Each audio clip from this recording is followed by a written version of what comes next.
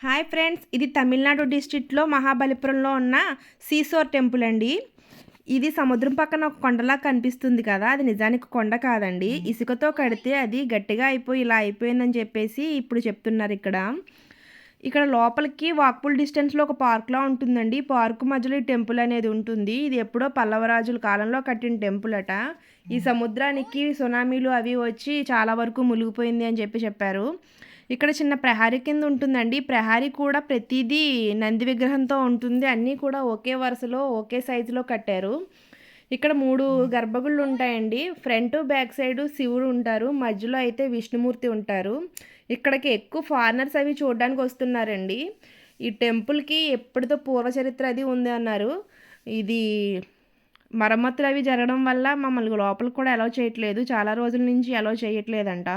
ఇక్కడ ఫారినర్స్ ఉంటే ఫోటో తీసుకొని మేము వచ్చేసామండి. Bye bye.